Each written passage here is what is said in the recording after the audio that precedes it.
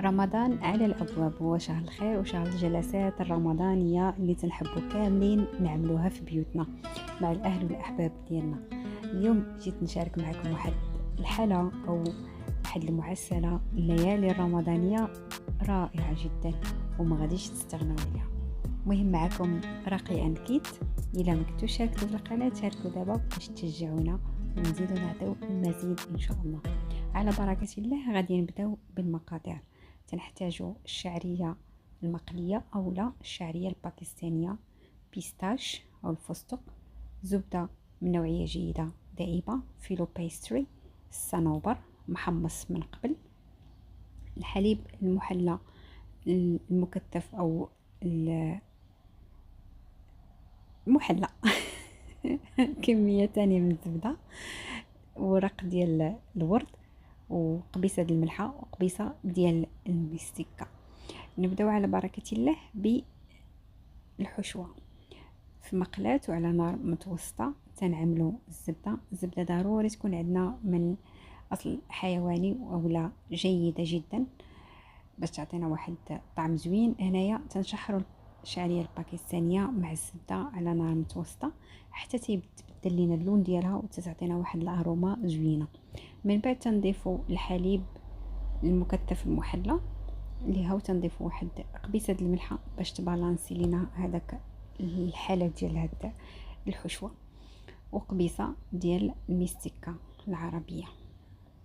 مهم من بعد ما تنشحروها واحد شويه تتبدا تتعلق عندنا، تنقطع انايا البيستاش وتنضيفو هو والصنوبر. في حاله ما كانش عندكم الصنوبر يمكن لكم تتعوضوه باللوز. هي اللوز خاصكم تحمروه واحد شويه وتقطعوه طريفات صغيورين.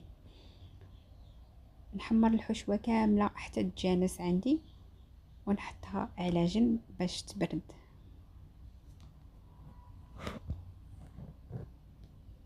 ندوزو الورقه ديال الفيلو، كل الناس يعرفوا الورقه ديال الفيلو، مهم ما يحتاجش نهضر معكم عليها. ورقه الفيلو تتحتاج الزبده النوعيه الجيده والزبده تكون كثيره، يعني ما تسقرموش، ديروا الزبده بالكثره. تندهنوا الورقه بالزبده مزيان، الزبده اللي دايبه من قبل وبارده، ونقطع الورقه من النص. يعني الورقه واحده حجم واحد هو تيكون طويل غادي نقطعوه من النصف. تنرش شويه الورق ولا دوك الوريقات ديال الورد وواحد شويه ديال البيستاش مهرمش،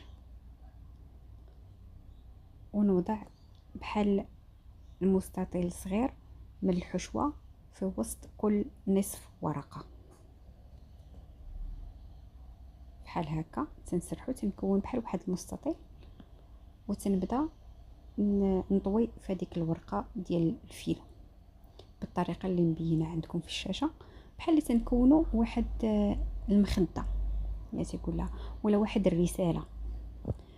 هنا تندهنوا بشويه ديال الزبده ونحاولوا نحطوا هذيك الجهه اللي بقات عليها الطيه الاخيره نحطوها هي التحتانيه، هي اللي مقابله لللاطه، ونحطوهم في طاوه ديال الفران.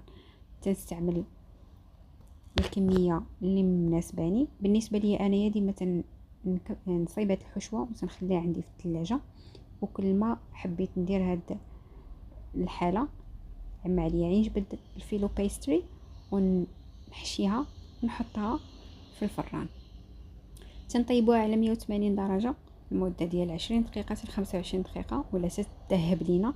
تنخرجوها من الفران، اما ندهنوها بالشيره اللي تكون ثقيله اولا انا تنفضل ندهنها بالعسل، وتنرش عليها شويه ديال البيستاج واحد الوريقه ديال الورد، وبصحه والراحه. هكا تكون المائده ديالنا ديال الحلويات رمضان جاهزه.